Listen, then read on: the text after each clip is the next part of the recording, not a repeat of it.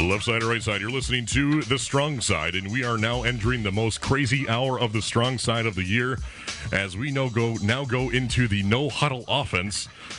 Normally with a show produced for The Strong Side, I work on it for about 3 to 4 hours, and now we have about 30 to 40 seconds to take what their information they're throwing at us, and then we project it back to you. So hang on to your seats. I like it. I routinely make appearances on Thumb Tailgater Sports, so I'm good at going on the fly. So I'm ready for this. All right. So how it's going to go down? So of course, if you have 6 wins on the season, you're automatically in the playoff field. 223 teams had 6 wins or more, so that left in the field of 256, 33 slots open, which then is filled in with the 5 and 4 teams, and they pick an A school, a B school, C school, D school, then jump out back to A, and continue the process until the field of 256 is taken care of.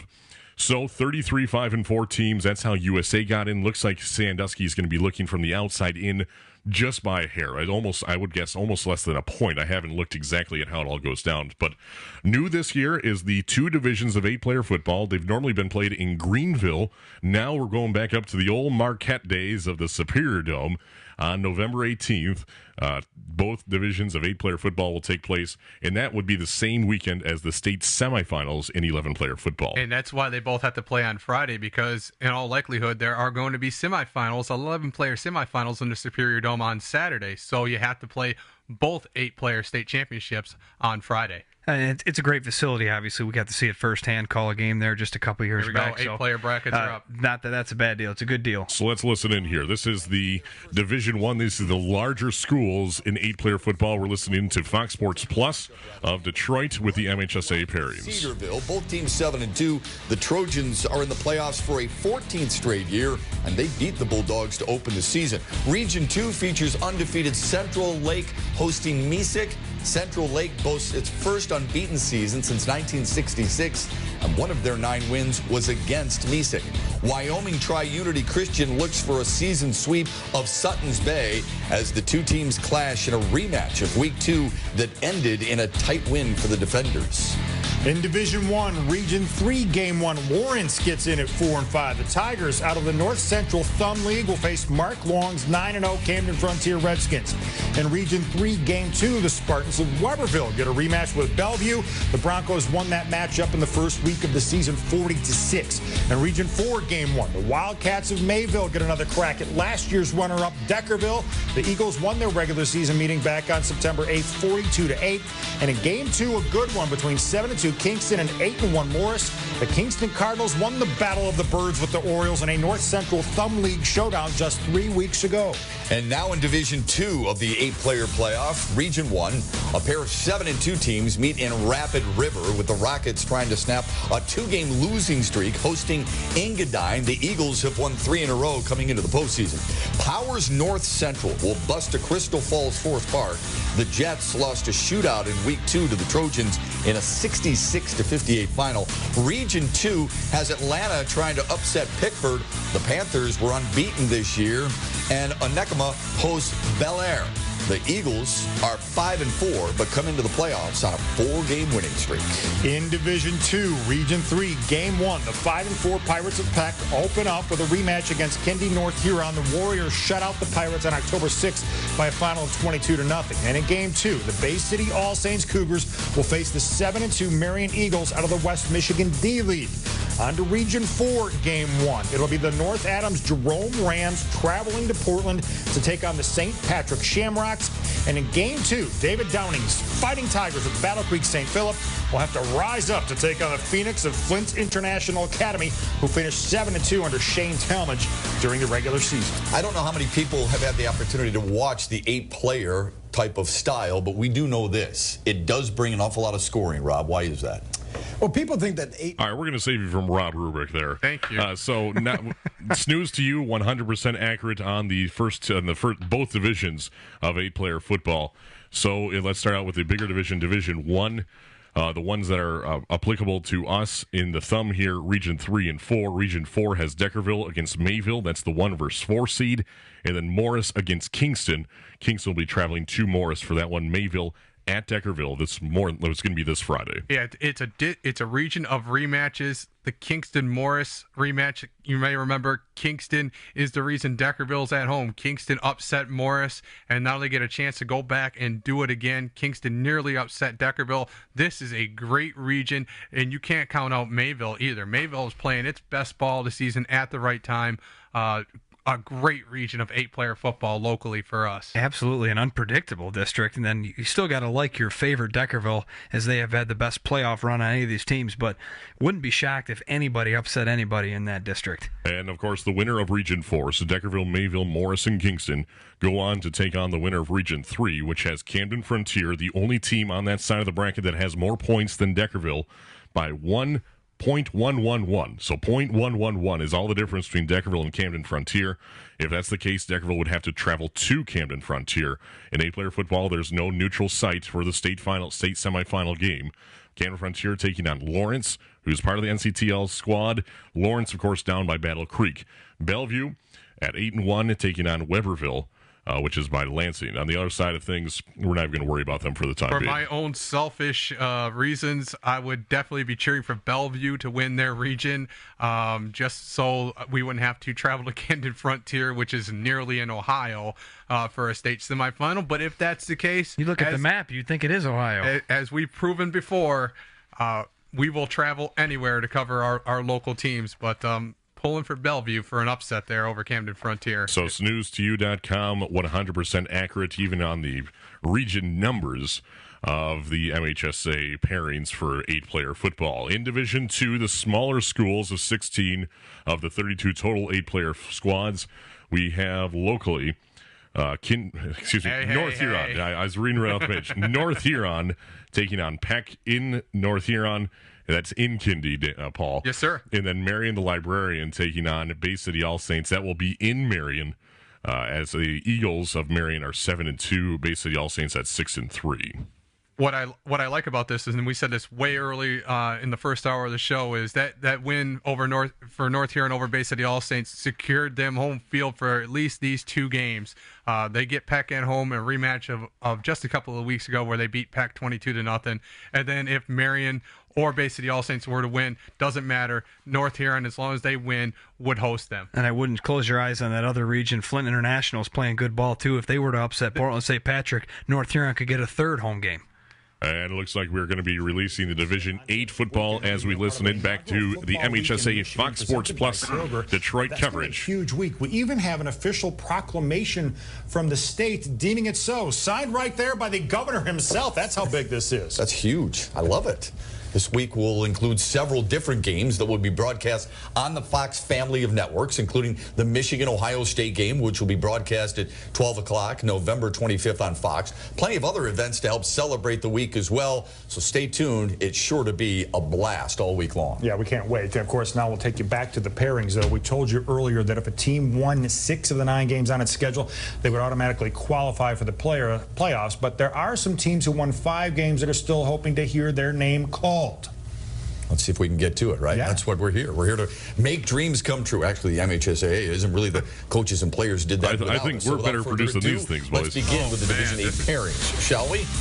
We begin in Region 1, District 1. Lake Linden-Hubbell is in with a 4-4 record, and they're going to travel to Iron River, West Iron County. The Wycombs have reeled off 8 straight wins. Game 2 is in Norway. The 8-1 Knights under Bob Madigan welcome Bark River Harris in a rematch of Week 5. And in District 2, Munising, another 500 team, heads to Gaylord to battle the undefeated Snowbirds of St. Mary's, who have their most wins in 11 years. A pair of 6-2 teams teed up in Frankfort. The Fighting Rubiks of Newberry take on the Panthers. The 2 losses for each school were to playoff teams, by the way. All right, how about the matchups in Division 8, Region 2, District 1? In Game 1, the 5-4 Hillman Tigers get it started by traveling to Augrey Sims. The Wolverines won a perfect 8-0 during the regular season, including a 50-14 win over the Tigers on September 8th. District 1, Game 2, pitched Johannesburg-Lewiston at 6-3 against 7-2 Lincoln Alcona out of the North Star League. Over in District 2, Game 1, the Irish of Mount Pleasant Sacred Heart will get a rematch with unbeaten Saginaw Novell. The Panthers just won this matchup 2 weeks ago, shutting out the Irish 35-0. And in Game 2, it's another rematch between Ubly and Harbor Beach. The Greater Thumb Conference rivals met 3 weeks ago with Harbor Beach coming out on top, 26-14. Make on to Region 3. Mendon begins pursuit of a 12th state title with a home kick. 7-2 St. Joseph Lake Michigan Catholic. Decatur, out of the Southwest 10 Conference, visits Muskegon Catholic Central. The Crusaders' lone loss came just last week to Montague. And in District 2, Athens, who was shut out by Pittsford in early October, gets a rematch with the Wildcats. The Panthers of Climax Scots host Fulton. Both teams are 7-up and 2 down. In Region 4, District 1, the Adrian Lenawee Christian Cougars will square off with Ottawa Lake Whiteford. The Bobcats out of the Tri-County Conference ran the table this season, finishing a perfect 9-0 and made it all the way to the state championship game last season before coming up short to Muskegon Catholic Central. And in Game 2, it's a Bulldog versus Bulldog rematch of two 6-3 teams out of the Tri-County Conference. Morenci getting the better of it the first time around, beating Petersburg Summerfield 40-28 back on October 20th. Over in District 2, Waterford Our Lady of the Lakes, making its 28th playoff appearance, will try to avenge a 23-13 loss to Everest Collegiate just 3 weeks ago. And in Game 2, Oakland Christian and Sterling Heights Parkway Christian meet again. Parkway Christian took the first meeting 25-13. All these teams are trying to do what Muskegon Catholic has done each of the last 3 years. Yeah, we don't really hear about those Catholics in Muskegon. We've had enough of them, especially in the Greater Thumb Conference. So if you take back, it's almost exactly what the Week 8.5. The week 8.5 projections from Seuss you had. So Harbor Beach and Ubly squaring off on Friday in Region number 2, and then the winner will go on to take on either Saginaw Novell or Mount Pleasant Sacred Heart. Of course, Harbor Beach and Ubly, the game you'll hear on Sports Radio 102.1 and live and worldwide on WLWsports.com. Ubly at Harbor Beach, the rematch from 2 weeks ago in Division 8 football. When you looked at the map, I thought Snooze's week 8.5 was way more correct how this thing was going to shake out than what he had for week 9. And he freely admitted that he didn't think it was going to end this shake out the way he thought. I am pumped that we get a rematch between Ubly and Harbor Beach. Well, it doesn't get any better than that. It was a great football game the first time around. It'll be just as good this time around. And then, like you said, Snooze maybe wasn't incorrect, but he just did it differently, how he thought it should be. This is how MHSAA, jeez, oh Pete's, thinks it should be. And I think we're all pretty happy we get to call Harbor Beach Ubly one more time, this time from Harbor Beach's hometown. So, of course, the game of the week on the Sports Radio 102.1 and WLWsports.com. Ubly traveling to Harbor Beach this Friday. Coverage will start at 6:05 p.m. with kickoff at 7 p.m. right on Sports Radio 102.1 with Clark Ramsey, Dave Hansen, Doug Cole, and Kayla O'Neill. Paul P. Adams, you'll be there as well. So that was the one I was hoping for, and I will be there for sure. So the winner of Harbor Beach and Ubly will go on to take the winner of Saginaw Novell, who has 84 playoff points, taking on Mount Pleasant Sacred Heart, who has 43. So more than likely, the Catholics of Saginaw taking on either an orange and black squad, either from Harbor Beach or Ubly, right here on Sports Radio 102.1. I can't say enough about the rematch, and I'll tell you, Ubly's probably the one that's most excited about this rematch. They feel like they did not play their best game a couple of weeks ago at home, and nothing would make up for losing out on the Greater Thumb East Championship than ousting Harbor Beach from the playoffs at Harbor Beach. You can't ask for more if you're Ubly. You get a chance for redemption. Ubly certainly has the capability of beating them. Harbor Beach made a couple fantastic plays that changed the culture of that game. So I'm absolutely certain now that these two teams, veteran coaches, should I say, teams, we'll see how they strategize and see how the game plans change from 2 weeks ago until now. We're going to have Coach Schelke in here in a little bit, hopefully. And I want to know his thoughts about having to go against his rival again in such a short period of time and how that's going to affect them. For me, I think if I'm Harbor Beach, I wanted to face somebody else. I did not want to face my rival again with them having that opportunity for redemption. If I'm Ubley, absolutely wanted this opportunity to erase those bad thoughts that they had from a couple of weeks ago. Well, it's funny because both team knows each other's weakness. Ubley knows that Harbor Beach isn't quite as strong up the middle, and Harbor Beach knows that Ubley can't defend the pass. So I don't know if their game plan going to totally change, but we'll see how much these coaches expose those two weaknesses, at least to our three eyes. If we take a look back at that ball game between Harbor Beach and Ubley a week ago, if I can find my paperwork here, of course, Harbor Beach threw the ball just 7 times, completed 5 of them, and they passed for 136 yards, one score, rushed for 201 yards. But right now, we're going to listen into Division 7. We have 3 Greater Thumb Conference teams in Division 7. And back to Fox Sports Detroit Plus with the MHSA release of the playoffs. The Division 7 pairings. We begin in Region 1, District 1, Game 1. The McBain Ramblers and Lake City Trojans, they know each other well. The Highland Conference rivals met early in the season. The Trojans won at 28-8. In Game 2, Ishpeming Westwood opens up with the Elks of Elk Rapids. Westwood's 8-1 record is the best in school history. And in District 2, Game 1, the Sharks of St. Louis will make their first ever playoff appearance when they travel to Beaverton to take on the 8-1 Beavers out of the Jack Pine Conference. Congrats to the Sharks. And in Game 2, the Owls of Oscoda, whose only 3 losses came to fellow playoff teams, will open up with Chris Robinson's 8-1 Breckenridge Huskies. Region 2, District 1, the Hornets of New Lothrop are in the playoffs for a 19th straight year. They put their unbeaten mark on the line against the Redskins of Saranac. The Mustangs of Grand Rapids North Point Christian gallop into Pewamo, Westphalia. The Pirates are 8-1 and haven't lost since Week 1. Over in District 2, Unionville Seabwing, or USA, hits the road to tangle with the Redhawks of Cass City, who come in at 8-1. Game 2 pits Elkton Pigeon Bay Port Laker, who won the Greater Thumb Conference West, and Flint Hamady. The Hawks closed the year at 7-2. And by the way, Lakers have outscored their last 2 opponents 98-6. In Region 3, District 1, Vermontville Maple Valley returns to the playoffs following a 12-year absence. The Lions will take on the Hartford Indians, who've only missed the playoffs 3 times in the last 13 years. In Game 2, Springport out of the Big 8 Conference gets Saugatuck in a matchup between 2, 6, and 3 teams. Over in District 2, Game 1, Homer, the Trojans, not the Simpsons, I'm sure they love that, in the playoffs for the 5th straight year. It gets 8-1 Cassopolis, also making their 5th straight postseason appearance. And in a Game 2 matchup, a pair of Big 8 conference rivals collide. Union City and Reading meet again. Reading got the better of the matchup on September 29th, winning 36-12. Mick, to Region 4, District 1, Hudson's Tigers welcome Clinton. Chris Luma's team went 8-1 this year, beating 5 playoff teams along the way. The Redskins won 4 of their last 5 to get in. Game 2 takes place in Addison, where the 7-2 Panthers take on Monroe St. Mary's Catholic Central. The Falcons are 5-4, but each loss came at the hands of a playoff team. District 2, Madison Heights Madison, with its 9th straight winning campaign and 3rd unbeaten regular season during that stretch, will host Delta Prep, who is in the playoffs for the 2nd time in 3 years of existence. A couple of heavyweights are slotted for Game 2. The Pioneers of Riverview, Gabriel Richard, have to travel to Rochester Hills Lutheran Northwest, where the Crusaders under Rich Akire went undefeated and have the most wins since 2008.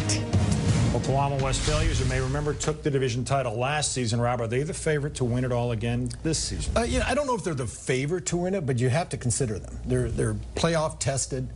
You know, you look at this team and Coach Jeremy Miller has them back again. So they're a team that's very well balanced. We saw that last year. They can run the ball extremely well. They can also get out of the pocket, throw the ball. Whenever you play a team that's this balanced, it's tough to defend. And then when the weather gets bad, you don't have to just depend on hurling the ball down the field. You have the ability to run the ball, and defensively they're very sound as well. You know, I have Madison Heights Madison as well. Yeah, they're 9-0. What do you like about their chances? I like that they've played up a little bit. They've played some bigger schools during the course of the year. They've had a lot of close games, Shep, but they've answered the bell. All right, so no love for Lakers or Cass City or USA or anyone from the Thumb, per we never usual. get any love from the Thumb until we just beat New Lothrop again. Okay, easy, Paul. Well, I'm just saying, last year, Ubley was given 0 chance by anybody else outside of the Thumb to beat New Lothrop, and they did it. And I feel fully confident that if one of our teams, be it Cass City or Lakers were to win that region or win that district and have a regional championship with New Lothrop, I feel very confident going in there that our teams can handle them. I wouldn't be surprised if New Lothrop doesn't get past Pewamo, Westphalia. New Lothrop just doesn't seem to be the team that has any luck in the playoffs, and especially not against Greater Thumb Conference teams. So the snooze to you, almost exact in Division 7, just had a couple teams flip-flopped in Region 3, which is on the other side of the bracket. And so, of course, it'll be Cass City hosting the USA Patriots on Friday, and Flint Hamdy taking on Elkton Pigeon Bayport in Laker Country. No word that... I would guess that's on a Friday? I would guess on a Friday. They played Cass City on a Friday. And, of course, the rules of the playoffs, of the MHSA playoffs, is if it's over 75 miles between the opponents, the opposing school has the choice of agreeing to a time of Friday at 7. If they can't agree on the time at that point, then it's defaulted to Saturday at 1 p.m. At that point, they can agree on a different time on Saturday. It doesn't need to be Saturday at 1, but I've seen 98% of the time Saturday at 1 o'clock. And let me go on my annual... I don't agree with that rule. Not at all. You earn home field for a reason, and you should be able to dictate time and place. I think under that rule, it gives the team that's traveling way too much freedom to tell the home team when they're going to play. You earn home field for a reason, and you should say, hey, we're playing Friday at 7. I don't care if you got a 3-hour bus drive. That's called home field advantage for a reason. Yeah, I do understand giving the team with a long travel some sort of say, but they're completely taking it out of the hands of the team that's earned the home field advantage. So I can see both sides, but you got to give some love to the team that earned the home field advantage. And I know one person and one coach who completely agrees with you, Paul, and was the biggest just proponent of not having that rule in place. Coach Jack Dillon of Harbor Beach absolutely hated playing in the daylight because with his wing T offense, he was the master of the fakes and had those kids, in the 80s, the arm pads, which are about bigger than my whole chest, which is saying something.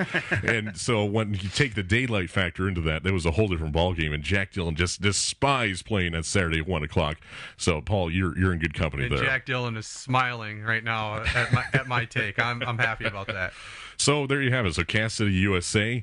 That one went down to the wire. That was I can't remember if that was in USA or in Cass City. That was in Cass City way early in the season, and USA was in that ball game and really had opportunities to win that ball game. So we're kind of overlooking USA and saying we're looking forward to that USA or that Lakers and Cass City rematch, but USA might have something to say about that. Oh, I don't think USA is upset with the fact that they're being forgotten or they're the underdog in this case. They're very familiar with both teams. I just think for our perspective, that Cass City Laker game finished really tight as well. Would love a rematch there as well. Got moved across the bracket in the same region with Traverse City, St. Francis, and Boyne City. That is a tough pill to swallow for Millington. That's a good news for Millington. Their district looks pretty simple. It's Boyne City and Traverse City, St. Francis going to knock each other out on the way. Originally in Division 6, Ithaca was going to be in that district, and they moved Ithaca down.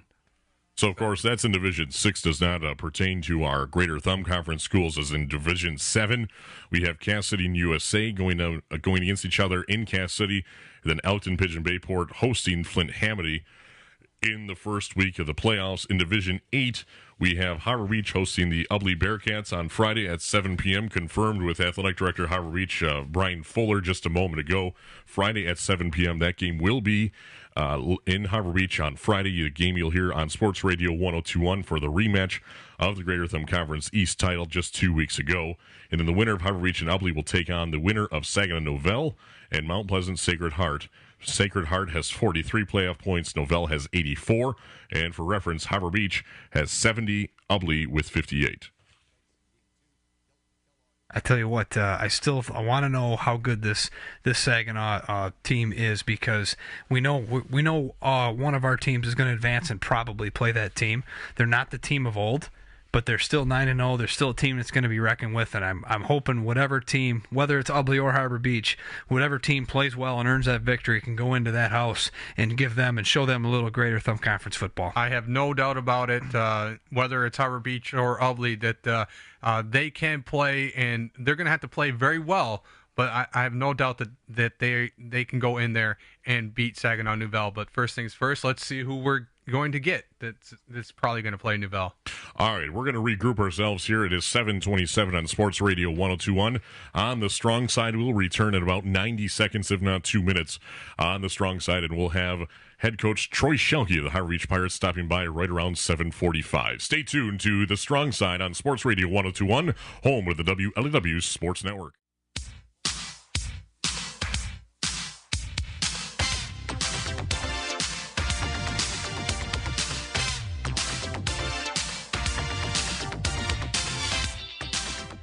Left side or right side, you're listening to the strong side on Sports Radio 102.1, home of the WLEW Sports Network.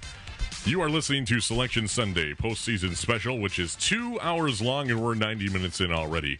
With Clark Ramsey and Dave Hansen, your Friday night calling crew, and from the Huron Daily Tribune, part of our media roundtable, the sports editor of the Huron Daily Tribune, Paul P. Adams. So, recapping, we have our 5 GTC teams placed, as well as our 9 NCTL teams in the 8-player playoffs selected and placed as well. So let's recap the 8-player divisions for you. 2 divisions this year, both divisions having 16 teams in it.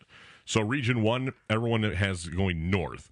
And then Region 2 also going north, so that includes Ontonagon, Cedarville, Rudyard, Stevenson, Central Lake, Mesick, Suttons Bay, and Wyoming Tri-Unity Christian. Wyoming Tri-Unity Christian, of course, down by Grand Rapids. Everyone else basically north of the 45th parallel. In Region 3 and 4, that's where our local teams are involved, the southern teams of the eight southern teams of the 16. In Region 3, Camden Frontier with 64 points. Lawrence in the NCTL, located down by Kalamazoo area, Battle Creek. Camden Frontier taking on Lawrence. Camden Frontier 9-0, Lawrence 4-5. But coming out of perhaps the best conference for 8-player football in the state of Michigan. Then Bellevue in Weberville. Bellevue at 8-1, Weberville at 5-4 on the other side of the bracket. And then that winner of those 4 teams go on to play our local teams here in Region 4.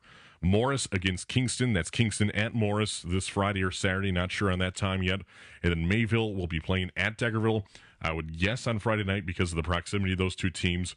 Deckerville at 8-1, Mayville at 5-4. Morris against Kingston. I would guess Morris and Kingston is going to be a Friday game.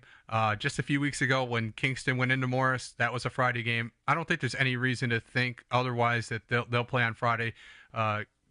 It's up to the away team, and I think Kingston would want to play that unless Morris wants to push the issue and push that to a Saturday. I think Kingston, knowing their history, would say we want to play on Friday. It's not very often you look at a region of 4 teams and go, man, I could make a case for any one of those 4 teams to win that region. There's no other region out there that looks like that. Mayville is your 4th team. We talked about how hot they've been. They won a big game 2 weeks ago. They were right in a big game last week, just on Friday night.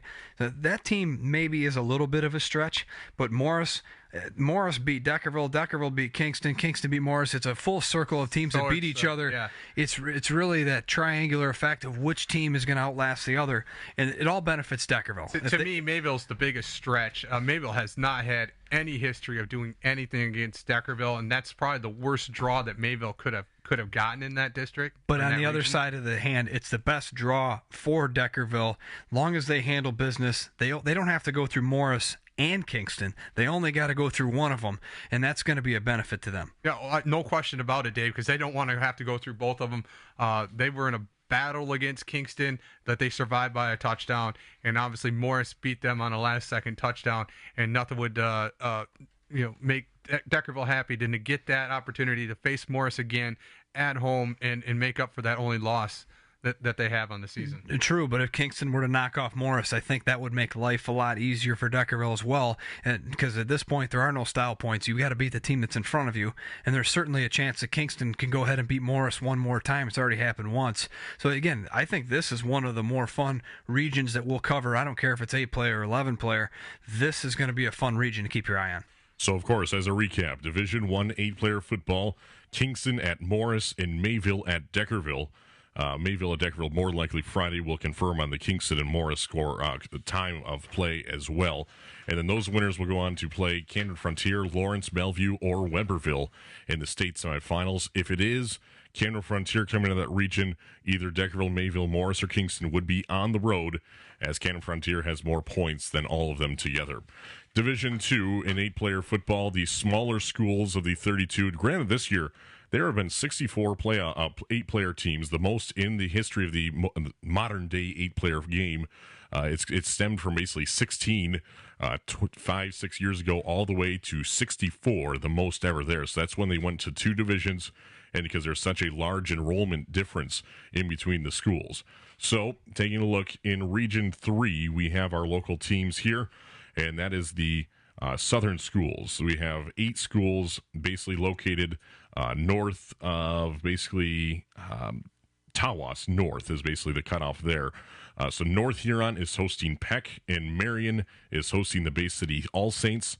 That is in Region 3, District 1. On the other side, we have a NCTL team, Flint International. They are hosting Battle Creek St. Philip, who made a long run last year as well, and Portland St. Patrick and North Adams Jerome on the other side of that district as well. So North Huron Peck, Marion, Bay City All Saints, they will take on the winner of Portland St. Patrick, North Adams Jerome, and Flint International and Battle Creek St. Philip. And just to add to the 2 divisions, out of the 32 teams that made the 8-player playoffs, only 1 school with a losing record. I thought there would be more this year. I thought the field might be a little bit watered down. It was not. Lawrence at 4-5, the only school. So 31 teams at 5-4 or better. I think this was definitely the right move. Had we had stayed at the old 8-player playoffs, only 16, there would have been some really good quality teams that would have been on the outside looking in. This was a great move by the MHSA.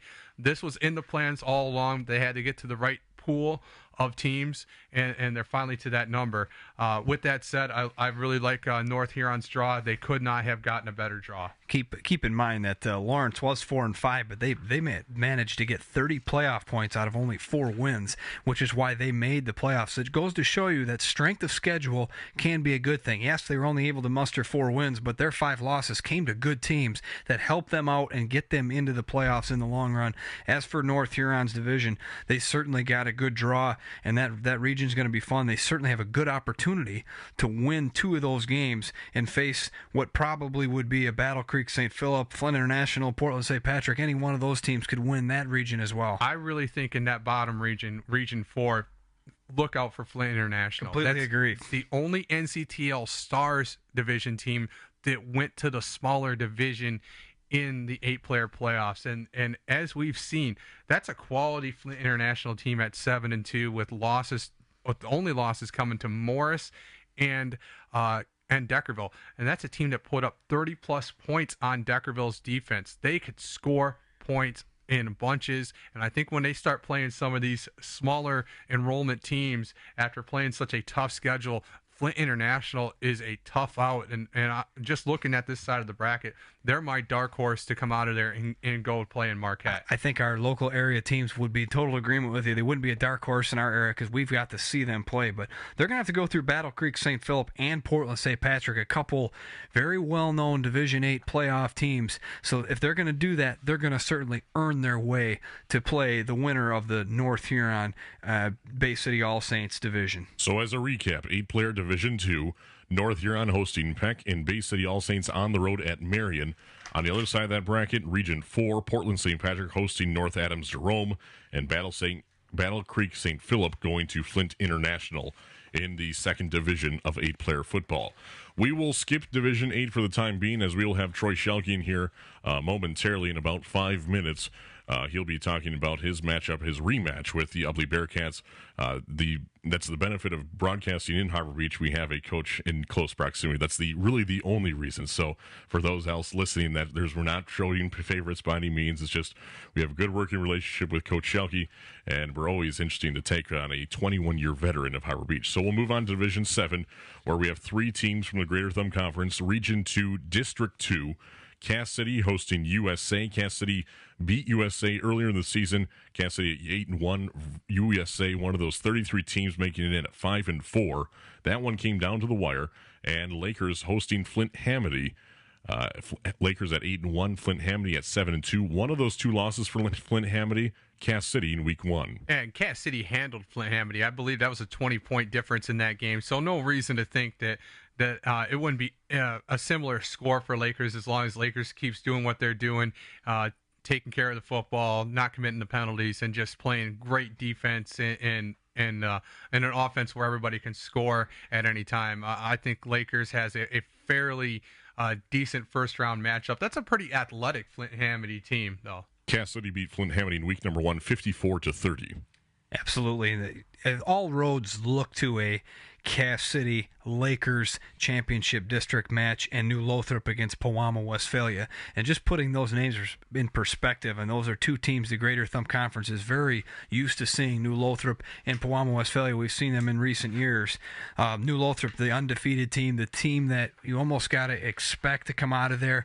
But we've known them in the past as a team that has a softer conference schedule, gets a lot of points, gets home games. So not surprised that our local team, whoever it may be coming out of our region, is going to have to most likely go into New Lothrop, a team that none of us are really afraid of. Let's take a look at that USA Cass City game. That happened in week number 4. Final score was Cass City 18, USA 14. Mind you, this is the week after Sandusky lost in overtime to USA, a game which Alan Rabin was ejected in. So Alan Rabin did not play against Cass City. Granted, they had Cooper Caulfield. Not sure on his status, whether he'll be back this season or not. He did not play on Friday against Harbor Beach. But USA just had 80 yards rushing, 88 yards passing. Nick Perry was the leading rusher for Cass City, 13 carries, 122 yards. Luke Stern, 13 carries, 56 yards. So USA shut down Brendan Hamilton. Alan Rabin didn't play for USA. All the cards are on the table here. They certainly are, but I still think you got to look at Cass City. They're the home team in this game. They are healthy as far as we know. And let's face it, Cooper Caulfield, that's a two-player loss. I mean, that's an offensive and defensive player you cannot replace. Fortunately for us, we did get to see USA last week, just a few days ago. And they got a couple of younger guys, Ryerson that stepped up. They got some players. They made the adjustments after that game that made them competitive to the point where they competed with Harbor Beach for quite a long time. So, no, I'm not surprised that we're not overlooking USA in any means. They are certainly going to test Cass City and push them to the limit. And I certainly think that that's a game. It's too bad we can't call all these games, but that's another game that would be a very good one to see. If I could just break out my crystal ball and potentially, if we do get that Cass City Lakers rematch, that's going to be at Cass City, and I don't think that's going to sit well with Lakers, considering that Lakers beat them. And you would think that in a head-to-head matchup, you beat them, you should host them again in the playoffs. We talked about redemption between Ubley and Harbor Beach. This is redemption for Cass City. They had Lakers on the ropes and committed a late penalty that probably cost them the ball game. They have a chance to make up for that and missed out on the league title. But again, they could end Lakers' season and do it at home in what's turning out to be an historic season for Cass City, who I believe has never gotten to double-digit wins. So if they could find a way to beat USA and probably Lakers, they would get to double-digit wins, I believe, for the first time in school history. This is just the 6th time Cass City has made it to the playoffs all time since the creation in 1975. And I believe the 4th straight time, right, in the playoffs for Cass I do City? believe, yes. Yeah. So I mean, which is hard to believe how Coach long they've been Cottrell established. He's really done the last 4 years, and with injuries and turnover, I think Coach Cottrell has done just a masterful job of adjusting. Brendan Hamilton, for example, he was the tight end last year. He's the leading rusher this year. That's really recognizing your player and knowing that seeing that, hey, we could use you in a different role and you're going to thrive in that role. And he was able to do that. Just one example of what Coach Cottrell has been able to do with that team. Oh, what a difference a year makes. It was just not that long ago we were looking at a team that couldn't win a close game to save their lives. Now we're looking at a team that's having what could be the best season they've ever had in school history. So it's funny how even your perspective changes of coaching staff and players and game plan and play calling and all that from one year to the next, how different they are and how better they look. And I certainly think that Cass City has made the proper adjustments. They have all the weapons. The play calling is so much better, and they're playing better on defense, which is why you're seeing that team sitting here at 8-1, hosting the district for 2 games. They play a tough schedule, a tougher schedule than everybody else in this district does, which is why they're the home team. And I think that's part of the reason why, and that's no offense to USA, why we're really interested in seeing Cass City and Lakers, two teams that truly dislike each other, battle it out for the district championship. Well, in the grand scheme of things in history, it seems like everyone's rival is Lakers in the Greater Thumb Conference. I'm not quite sure. Bad X Lakers, Harbor Beach Lakers, USA Lakers, Cass City Lakers. There's a fine mutual thread there in between. Hey, Lakers is like, bring it on, bring on all comers. We'll take them all on. And I work in Laker country, and so far they've taken them all on, and just that one loss to Hudson, and to me they're the best team in the Greater Thumb Conference, but they're going to have a tough playoff run to prove it. They're going to have to prove it one more time against all the best in the West. All right, it's time for one more short break. We'll take a 4-minute break, and when we return, we'll hopefully have head coach of the Harbor Beach Pirates, Troy Shelke, in the house. You're listening to The Strong Side on Sports Radio 102.1.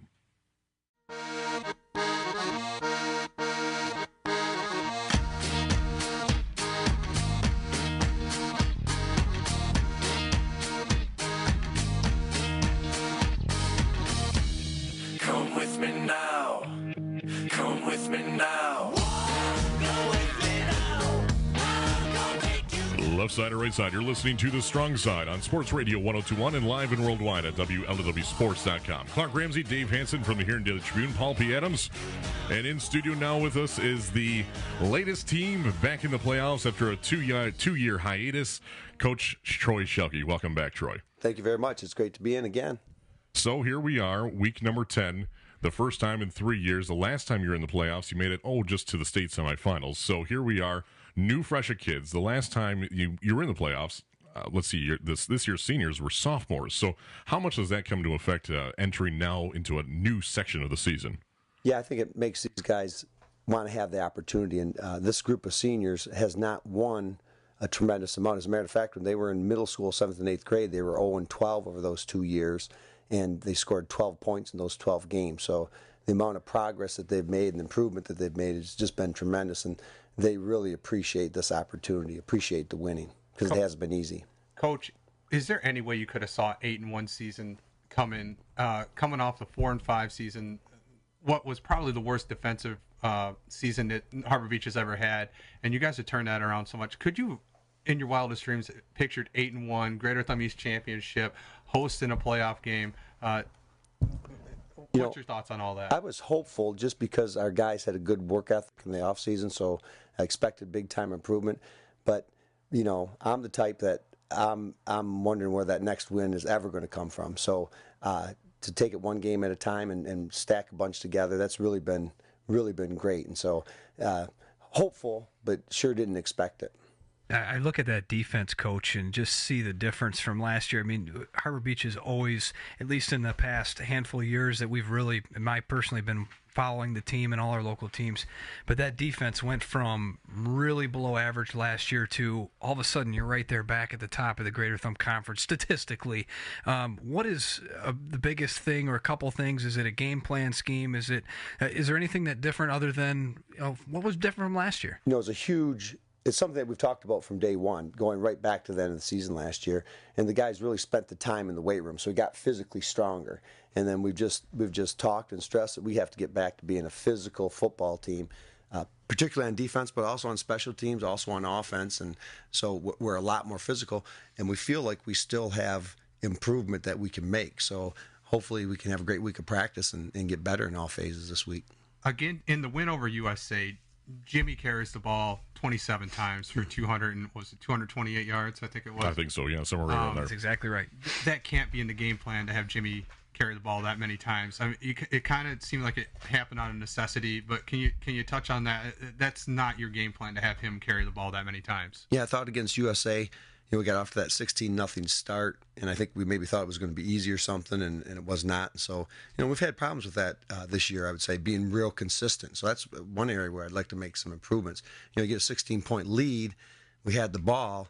At that point, you have to have that drive where you go down and, really not really put it out of reach, but extend that lead at that time. We've struggled with that at times this year. So, our game plan is to have as much in our plan as we can, and then we do what we think we have to do to win. And USA forced us to play an entire game, and I'm not really happy with the way that we played the entire game, but hopefully that'll sharpen us up for the playoffs, and hopefully we'll learn from that this week and get better. I never like to, Coach, talk about injuries or get into details on those, but let's face it, the running back core has completely changed from preseason to week 1 to week 9. Yeah. And I couldn't help but notice that young Tyler Burkhart really stepped up and filled in a nice role, complimentary back with Anderson. He left in the first quarter. How's he doing? And even Lanfear, any updates on those guys for us? Right. Tyler's had ankle issues all year and talked to him tonight, so he's fine. He's doing well. Julian, we're concerned about him, one of our linemen, Julian Tenerife, and he's fine too tonight. So, we'll know more tomorrow, but hopefully those guys will be back. Dan, I'm not sure yet. We'll have to kind of wait and see on that. Moving to Ubley. Now, you got your opponent. It's Ubley. It's a familiar opponent. You just faced him a couple of weeks ago for the Greater Thumb East Championship. Pressure's on you guys now. There might not have been a whole lot of pressure a couple of weeks ago, but Ubley has a chance at redemption. How do you guys prepare for them to face them in such a short period of time for the second time in just a couple of weeks? Yeah, Ubley's going to be highly motivated, but we should be too. Our guys have really worked hard for this chance, and so we have to meet Ubley's motivation and exceed that if we want to be able to win. And I think our guys will be up for the challenge. Whether we win or not, who knows? But I think we'll be ready to play a good game, tough game. We know each other incredibly well. So I think it's going to be who executes the best offense, defense, and special teams. And, taking care of the ball is going to be huge, I think, for both teams. So, Troy, the last time you played Ubley twice in the same season goes back to all the way to 2006, 11 years ago.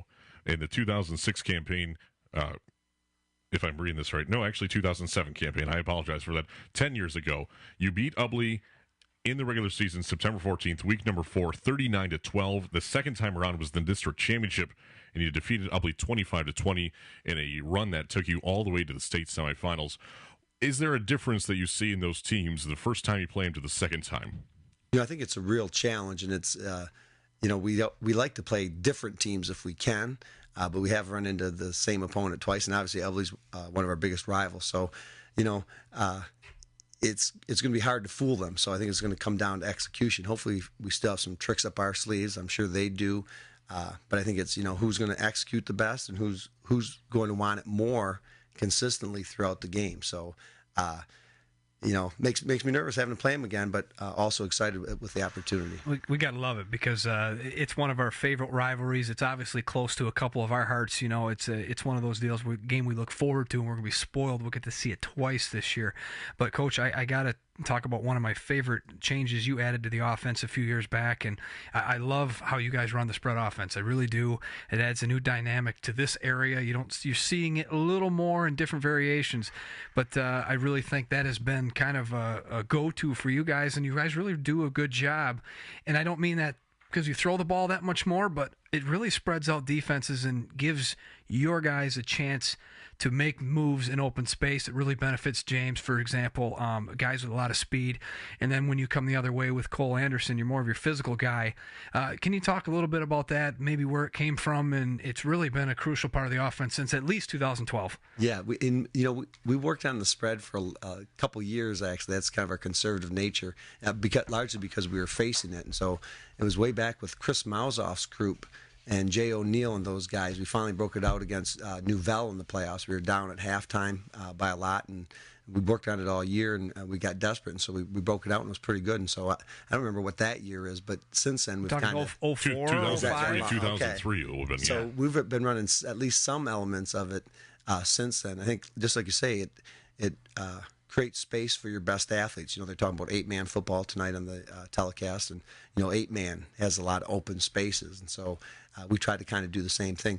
Thing we wanted to not do when we went spread was to be soft. We didn't want to be a finesse team, so we tried to be physical still out of the spread and try to have a strong run game. All right, well, we're almost out of time here, but I have one more question for you, and I wanted to put this argument to rest for the rest of the time.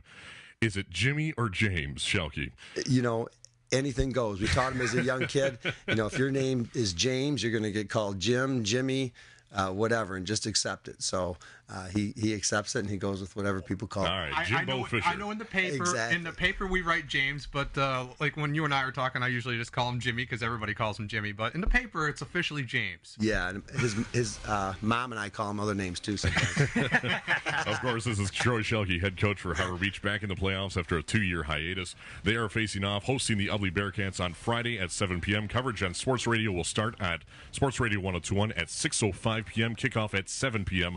right here on Sports Radio 102.1. Good luck to all of our area teams. 5 Greater Thumb Conference teams, 9 NCTL. We'll have all the details on our Facebook page, our WLWsports.com. Left side or right side, you're listening to The Strong Side.